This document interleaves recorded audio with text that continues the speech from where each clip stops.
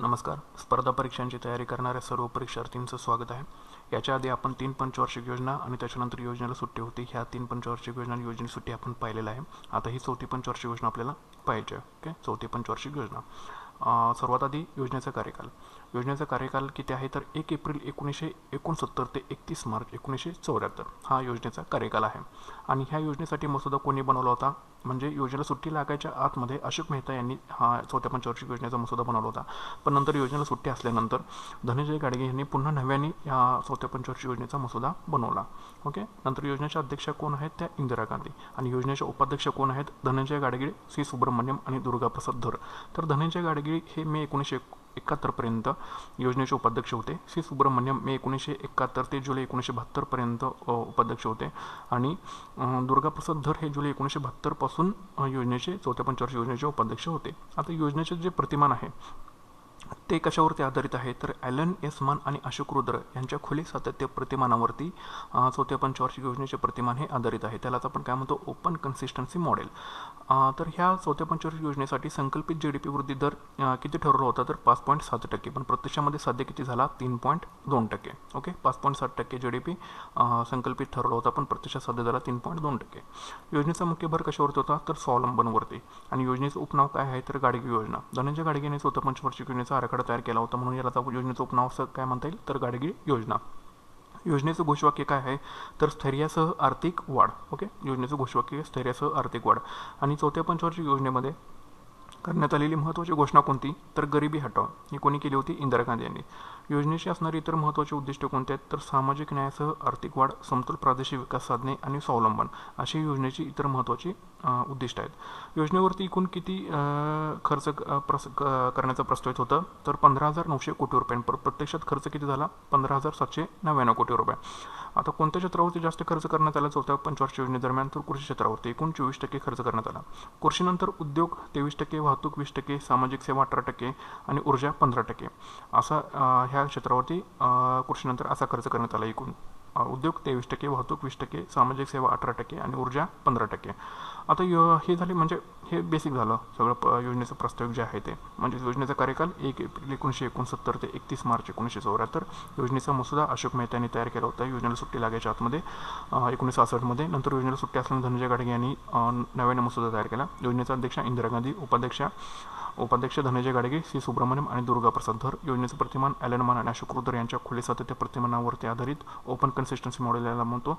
संकल्पित GDP वृद्धी दर 5.7%, प्रत्यक्षात साध्य झाला 3.2%. योजनेचा मुख्य भर स्वावलंबन योजना. योजनेचे उपनाव गाडगे योजना. धनंजय गाडगे यांनी 4थ्या पंचवार्षिक योजनेचा आराखडा तयार केला होता. योजनेचं घोषवाक्य स्थैर्यासह आर्थिक वाढ. योजनेमध्ये करण्यात आलेली महत्त्वाची घोषणा म्हणजे गरिबी हटाव जी इंदिरा गांधींनी केली होती. योजनेची असणारी इतर महत्त्वाची उद्दिष्ट कोणती सामाजिक न्यायासह आर्थिक वाढ, समतोल प्रादेशिक आर्थिक विकास साधने आणि स्वावलंबन. ओके, योजनेवरती एकूण खर्च करण्यात आला होता 15,900 कोटी रुपये, प्रत्यक्षात खर्च झाला 15,799 कोटी रुपये. ओके, आता कोणत्या क्षेत्रावरती जास्त खर्च करण्यात आला कृषी क्षेत्रावरती जास्त खर्च करण्यात आला 24%. कृषीनंतर उद्योग, वाहतूक, सामाजिक सेवा आणि ऊर्जा. ओके, असं खर्च करण्यात आला आहे. आता योजनेमध्ये कोणकोणते कार्यक्रम सुरू करण्यात आले 4थ्या पंचवार्षिक योजनेमध्ये तर पहिली आहे ती आवर्षण प्रवण क्षेत्र विकास कार्यक्रम DPAP drought prone area development programme. 1973 मध्ये हे कार्यक्रम सुरू करण्यात आला. तर हा कार्यक्रम सुरू करण्यामागे उद्दिष्ट काय होतं तर नैसर्गिक स्रोतांचा संतुलित विकास साधने. ओके, नैसर्गिक स्रोतांचा संतुलित विकास साधण्यासाठी 1973 मध्ये आवर्षण प्रवण क्षेत्र विकास कार्यक्रम सुरू करण्यात आला. सेकंड आहे लघु शेतकरी विकास अभिकरणाची स्थापना केली 1974-75. ओके, लघु शेतकरी विकास अभिकरण 1974-75. थर्ड आहे बोकारो पोलाद प्रकल्प. हा रशियाच्या मदतीने उभारला आहे 1972 मध्ये झारखंड राज्यात. बोकारो पोलाद प्रकल्प रशियाच्या मदतीने उभारला 1972 मध्ये झारखंड राज्यामध्ये. नंतर सेलची स्थापना करण्यात आली. सेल म्हणजे काय steel authority of India limited. कधी स्थापना करण्यात आली 24 जानेवारी 1973 रोजी. ओके, आता सेलच्या मालकीचे कोणकोणते उद्योग आहेत तर बोकारो आहे बोकारो पोलाद प्रकल्प, भिलाई, दुर्गापूर, रूरकेला, बुरनपूर आणि सेलेम हे सर्व उद्योग जे आहेत ते सेलच्या मालकीचे आहेत. ओके, नंतर ऑपरेशन फ्लड चा पहिला टप्पा सुरू करण्यात आला. ऑपरेशन फ्लड म्हणजे काय पूर म्हणजे हा कशा संदर्भात आहे तर दुग्ध उत्पादनाशी संबंधित आहे. याचं कारण ऑपरेशन फ्लड सुरू करण्यामागे कारण काय होतं तर दुग्ध उत्पादनामध्ये वाढ व्हावी आणि दुधाचा महापूर यावा यासाठी हा कार्यक्रम सुरू करण्यात आला. ठीक आहे, तर हा कार्यक्रम सुरू करण्यामागे कोणाचा प्रभाव होता तर डॉक्टर वर्गीस कुरियन यांचा. आणि ऑपरेशन फ्लड हा जो कार्यक्रम आहे तो कशामार्फत राबवल्या गेल्या तर NTDB म्हणजे नॅशनल डेअरी डेव्हलपमेंट बोर्ड म्हणजे NTDB मार्फत ऑपरेशन फ्लड हा सुरू करण्यात आला. ठीक आहे. तर नॅशनल डेअरी बोर्ड डेव्हलपमेंटचे अध्यक्ष कोण होते तर डॉक्टर वर्गीस कुरियन. आता डॉक्टर वर्गीस कुरियन यांना कोणकोणत्या पुरस्कारांनी सन्मानित करण्यात आलं आहे तर डॉक्टर वर्गीस कुरियन यांना पद्मभूषण, रॅमन मॅक्सेसे पुरस्कार, वर्ल्ड फूड प्राईज अशा पुरस्कारांनी डॉक्टर वर्गीस कुरियन यांना सन्मानित करण्यात आले. आता चौथ्या पंचवार्षिक योजनेदरम्यान कोणकोणत्या राज्यांची निर्मिती झालेली आहे तर पहिला आहे ते मणिपूर, त्रिपुरा व मेघालय या केंद्रशासित प्रदेशांना राज्यांचा दर्जा मिळाला. कोणकोणत्या मणिपूर, त्रिपुरा व मेघालय या केंद्रशासित प्रदेशांना राज्यांचा दर्जा मिळाला. कधी 1971 मध्ये. कोणती घटना दुरुस्ती होऊन 27वी घटना दुरुस्ती होऊन. नंतर आहे मिझोराम, अरुणाचल प्रदेश हे नवीन केंद्रशासित प्रदेश तयार करण्यात आले. कुठले मिझोराम आणि अरुणाचल प्रदेश हे नवीन केंद्रशासित प्रदेश तयार करण्यात आले. थर्ड आहे हिमाचल प्रदेश राज्याला दर्जा मिळाला. कधी 25 जानेवारी 1971 रोजी. ठीक आहे. म्हणजे मणिपूर, त्रिपुरा, मेघालय 27वी घटना दुरुस्ती 1971. मिझोराम, अरुणाचल प्रदेश, हिमाचल प्रदेशला राज्याचा दर्जा मिळाला. ओके. नंतर कोणकोणत्या विशेष घटना चौथ्या पंचवार्षिक योजनेमध्ये घडलेल्या आहेत तर MRTP ॲक्ट संमत करण्यात आला. MRTP म्हणजे काय monopolies and restrictive trade practices act. कधी जून 1969 मध्ये हा MRTP ॲक्ट करण्यात आला. याचा मुख्य भर काय होतं तर आर्थिक केंद्रीकरण रोखणे. नंतर 14 बँकांचे राष्ट्रीयकरण करण्यात आले. पण हे राष्ट्रीयकरण करण्यासाठी एक अट काय होती तर 50 कोटीपेक्षा जास्त ठेवी त्या बँकेमध्ये असाव्यात. अशा 14 बँकांचं राष्ट्रीयकरण करण्यात आलं. कधी 19 जुलै 1969 रोजी. नंतर अग्रणी बँक योजना सुरू करण्यात आली. कधी 1969. कोणी सुरू केली ही रिझर्व्ह बँकेने. कशासाठी क्षेत्रीय विकासाच्या दृष्टीने. आणि यासाठी शिफारस कोणी केली होती तर गाडगे अभ्यास गटाच्या शिफारशीने रिझर्व्ह बँकेने ही अग्रणी बँक योजना सुरू केली. आणि यासाठी प्रस्तावित रचना कोणी सांगितली होती तर नरिमन समितीने यासाठी प्रस्तावित रचना सांगितली होती. ठीक आहे. अग्रणी बँक योजना. नंतर भारतीय साधारण विमा महामंडळाची स्थापना करण्यात आली. त्यालाच आपण GIC असं म्हणतो. कधी स्थापना करण्यात आली 1 जानेवारी 1973 रोजी. नंतर भारताचा व्यापार तोल अनुकूल ठरला. कधी 1972-73 रोजी. किती कोटी रुपयांनी 104 कोटी रुपयांनी. ओके. 104 कोटी रुपयांनी भारताचा व्यापार तोल अनुकूल ठरला 1972-73 रोजी. नंतर परकीय चलन विनिमय कायदा संमत करण्यात आला. फेरा म्हणजे फॉरेन एक्सचेंज रेग्युलेशन ॲक्ट 1973 मध्ये परकीय चलन विनिमय कायदा संमत करण्यात आला. याचं ह्या कायद्याचे उद्दिष्ट काय होते तर परकीय चलनाचे संरक्षण करणे, परकीय चलनात वाढ करणे आणि परकीय व्यवहारावर नियंत्रण ठेवणे अशी परकीय चलन विनिमय कायद्याची उद्दिष्ट होते. आता प्रथमच काय झालं तर नियोजन मंडळाने दारिद्र्य रेषेचे मोजमाप आहे ते कॅलरीच्या स्वरूपात करण्यास प्रारंभ केला. ओके. दारिद्र्य रेषेचे मोजमाप हे कॅलरीच्या स्वरूपात करण्यास प्रारंभ केला. ठीक आहे. आता चौथ्या पंचवार्षिक योजनेचं मूल्यमापन करायचं झालं तर ते आपण कसं करू तर पहिल्या 2 वर्षात योजनेला चांगलं यश मिळालं. नंतरच्या 3 वर्षामध्ये योजना अपयशी ठरली. याचं कारण काय होतं तर 1971चे भारत-पाकिस्तान युद्ध, बांगलादेशची निर्मिती आणि युद्ध त्यामुळे बांगलादेशी निर्वासितांचा प्रश्न उभा राहिला आणि 1973 मध्ये बसलेला पहिला तेलाचा झटका. ओके. यावेळी तेलाच्या जागतिक किमती 400% वाढल्या होत्या. ठीक आहे. तर बघू आता आपण हे. तर 1971चे भारत-पाकिस्तान युद्ध. ओके. पाकिस्तानने काय केलं तर भारताविरुद्ध ऑपरेशन चंगीज खान हे भारतीय वायुदलाविरुद्ध उघडलं. त्याच्यामुळे काय झालं त्याची परिणती अर्थातच भारत-पाकिस्तान युद्धामध्ये झाली. यावेळी भारताचं नेतृत्व कोणी केलं होतं जनरल मानेक शॉ यांनी. ओके. ठीक आहे. याच्यामध्ये पाकिस्तानची हार झाली. त्याच्यामध्ये नंतर भारत-पाकिस्तान सिमला करार झाला. भारत-पाकिस्तान सिमला करार. यामुळे काय झालं बांगलादेशचे स्वातंत्र्य पाकिस्ताननं मान्य केलं. नंतर ढाका येथे इंदिरा गांधी आणि शेख मुजीबुर रहमान यांच्या दरम्यान मैत्री आणि शांतता आणि सहकार्याचा करार झाला. ओके. कोणाच्या दरम्यान इंदिरा गांधी आणि शेख मुजीबुर रहमान यांच्या दरम्यान. नंतर बांगलादेशची निर्मिती झाली आणि तसेच युद्धाने त्यामुळे बांगलादेश निर्वासितांचा प्रश्न उभा राहिला.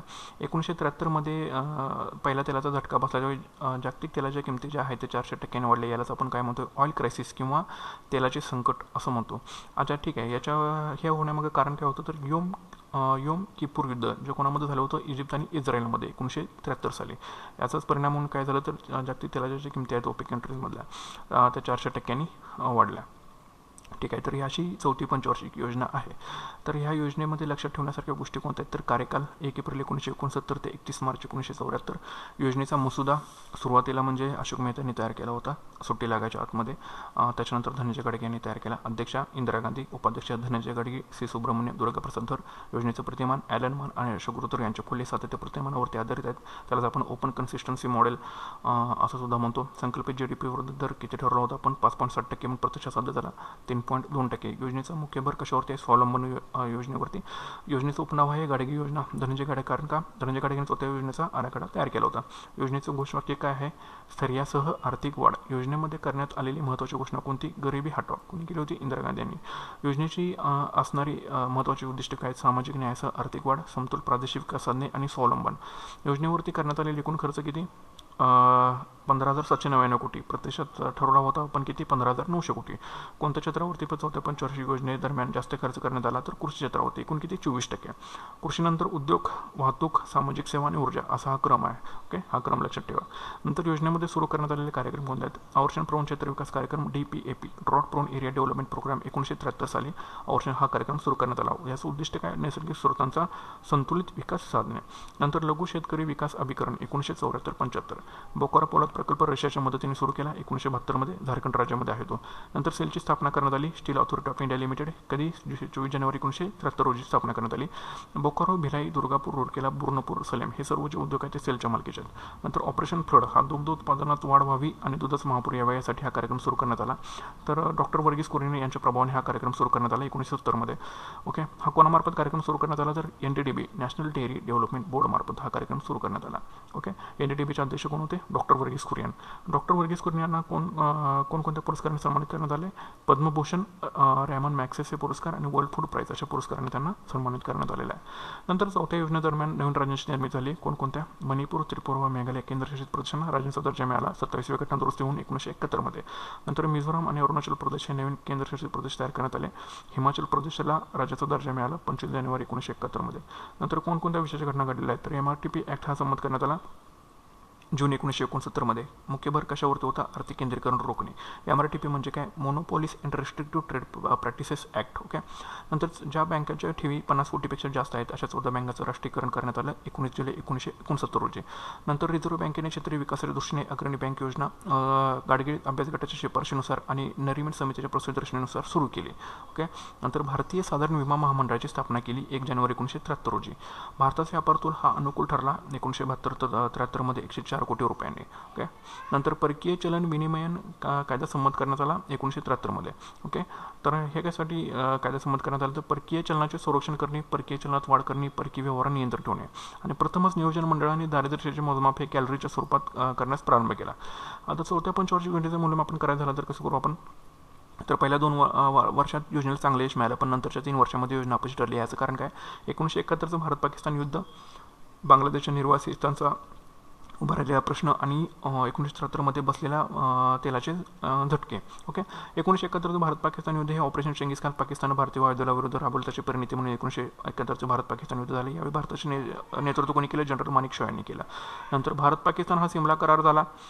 बांगलादेशचं स्वातंत्र्य पाकिस्ताननं मान्य केलं. ढाका बांगलादेश येथे इंदिरा गांधी आणि शेख मुजीबुर रहमान यांच्या दरम्यान मैत्री, शांतता आणि सहकार्याचा करार झाला. नंतर बांगलादेशची निर्मिती झाल्यामुळे बांगलादेश निर्वासितांचा प्रश्न उभा राहिला. नंतर 1973 मध्ये बसलेल्या तेलाचे झटके बसले. ओके, 400% याच्या किमती वाढल्या. त्याच्यामुळं हे काय झालं? योम किपूर युद्ध इजिप्त आणि इस्रायलमध्ये झालं होतं, याची परिणती म्हणून जागतिक किमती ह्या 400% वाढल्या तेलाच्या. ठीक आहे, तर अशा पद्धतीने ही चौथी पंचवार्षिक योजना आहे. तुम्हाला व्हिडिओ आवडला असेल तर नक्कीच लाईक करा आणि सबस्क्राईब करा.